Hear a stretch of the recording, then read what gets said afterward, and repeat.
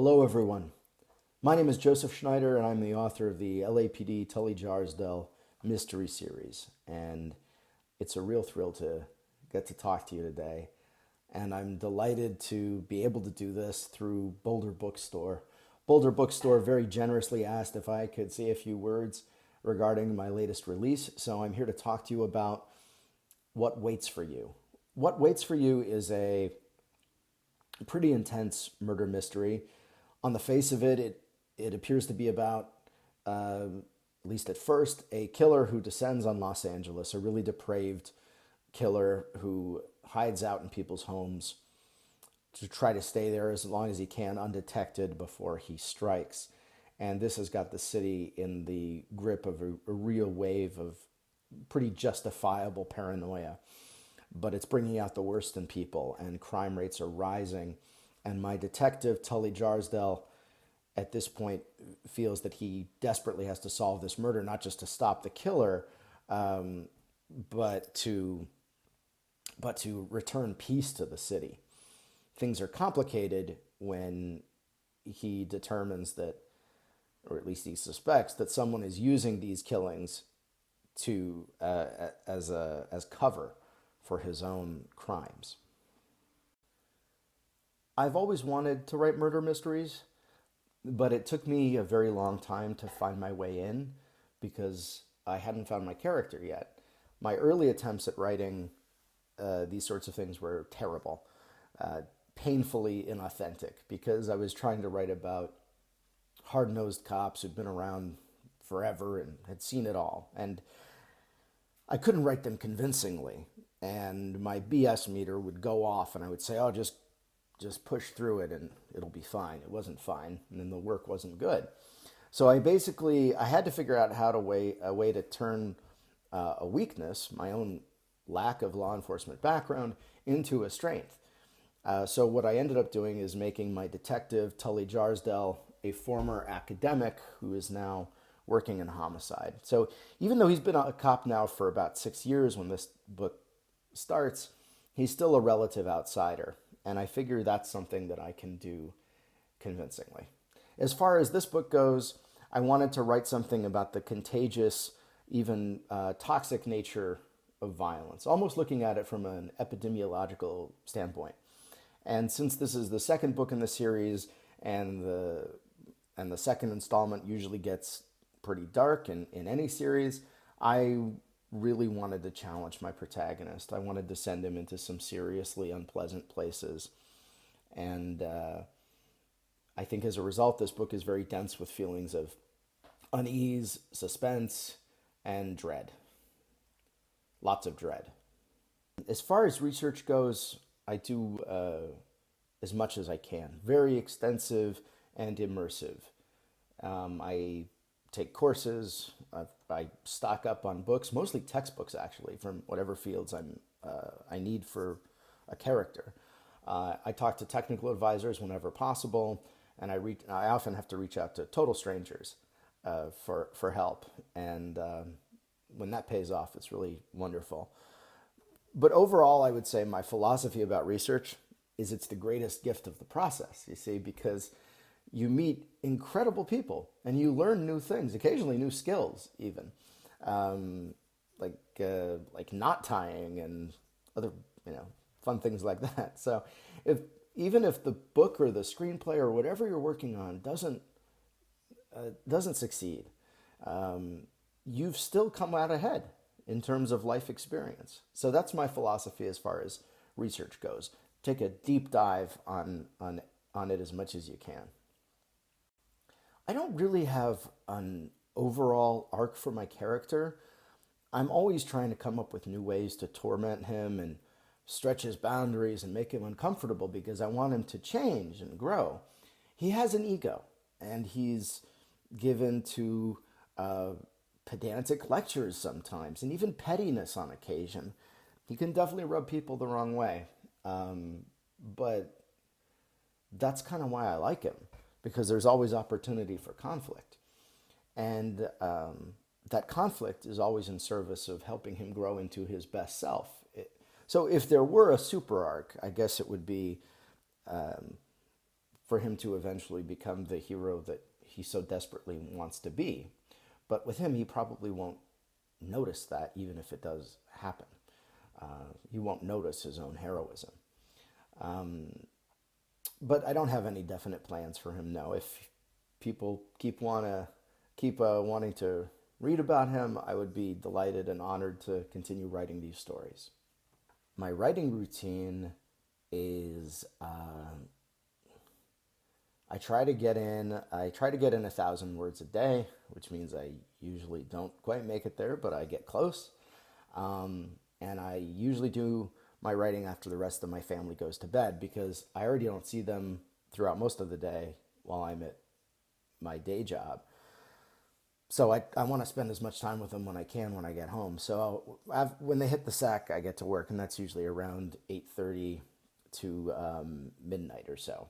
And I'm definitely not always in the mood. Definitely not. But if I waited for inspiration, I don't think I'd get anything done. I think I'd generate maybe a page a month. So you gotta just push yourself to do it. I've read some terrific stuff this year. I don't know if I've read any more than I normally do. I try to read about a book a week if I can. And my work routine hasn't really changed that much, but I can tell you what I have been reading and that I really, really enjoyed. I just finished a book by Carla Valderrama called This Was Hollywood. And if you're fascinated with the history of the movies and the motion picture industry, this is just perfect. It's just phenomenal. And for someone like me who really thought he knew the history, I apparently had a lot to learn, because I didn't know most of this stuff. It was utterly fascinating, and what a prose stylist. I'm also reading a book right now called City of Courts by Mike Davis, which is another history of Los Angeles, but this one looking at it more from the political and even geological forces that shape the Los Angeles basin. And I'd say this is probably the best book from that perspective since Banham's Architecture of Four Ecologies, which came out in the 70s, I think. So Mike Davis is an absolute genius. He's got this fierce scalpel-like prose that I totally envy, and that book is a pleasure. It's bleak, certainly, but very, very pleasurable. A great companion piece to Valderrama's work, actually. So let's see what else. Foucault's Discipline and Punish. The Captive Mind by Czeslaw Milosz. Just that one's, wow. A book by one of my favorite mentalists working today, Darren Brown, wrote a book called Happy, which is about happiness, an unusual choice for a magician and mentalist to write about. But man, is this book incredible, just incredible. And The Skeptic's Guide to the Universe. I read that recently too. Steve Novella. Absolutely essential. As far as my writing routine goes during the lockdown, I've generated work faster than I have in the past, I think, because even though I never had a glittering social life to speak of, now there's nothing but time. I would say if someone's interested in reading What Waits for You, I would love it if they came to it a little differently than they would to a traditional police procedural. Because just writing another book about a serial killer and cops chasing a serial killer, that doesn't interest me. I feel like that's really been saturated. So instead, this book takes that story and uses it as the backdrop against what I hope and feel is a deeper, more satisfying story about the cause and effect relationship between fear and violence, and what I think is a pretty exciting murder mystery. Also, it's dark, so while I work hard not to get sensationalistic, some of the scenes are definitely intense, so make sure that you're okay with feeling uncomfortable. Okay, I'm going to read just a little bit for you, and I really hope you enjoy it. After the third murder, Angelinos began repainting their houses.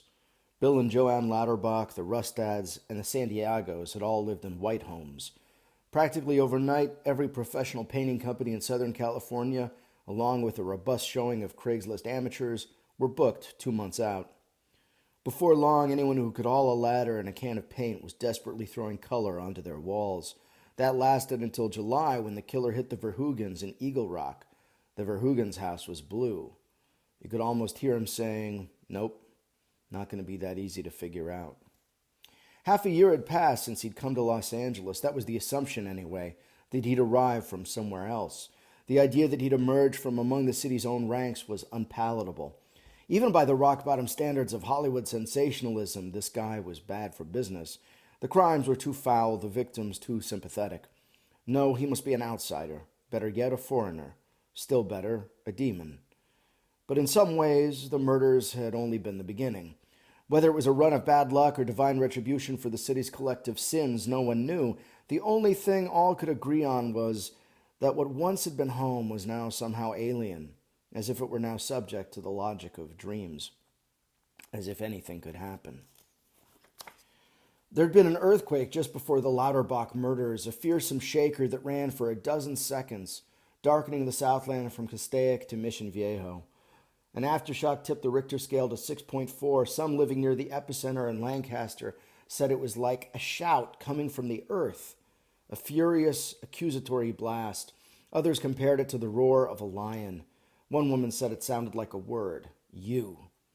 Following the discovery of the Lauterbachs, the Santa Ana winds, as if summoned by the fear and misery already beginning to settle on the city like a cowl, came sweeping in from the desert. They didn't come alone. Pathogenic fungi freed from the soil by the quake were borne aloft by the hot gusts, and thousands soon came down with valley fever. For most, the infection presented merely as a nuisance, a cough, headache, and rash. Others experienced the sickness more at home in medieval Europe than modern-day SoCal. Joint pain, meningitis, weeping abscesses, and lesions in the skull itself. By the time death came to those so afflicted, it was welcomed. On the heels of the outbreak came the second murder, the one that would earn the killer his name. Like the Lauterbachs, the Rustads were a couple living alone, albeit 2 decades younger. Maya Rustad crafted art pieces from found objects and sold them online. Her husband, Stefan, had been in a new wave band in Norway and found a niche teaching guitar to the kids of his Gen Xer fans out in L.A. The crime scene was in Highland Park, putting it in LAPD's northeast area, and therefore under the jurisdiction of Central Bureau. Detectives Darla Maylander and Tom Clarity were dispatched from the 6th Street headquarters. The extent of the carnage and anti-mortem brutality told them they were probably dealing with the same killer who'd struck in Los Feliz. But it wasn't until they checked the crawl space beneath the house that they knew for certain. Maylander and Clarity wanted to hold back as much as they could from the press, but conceded to their captain that there was one detail in particular the citizens of Los Angeles needed to know.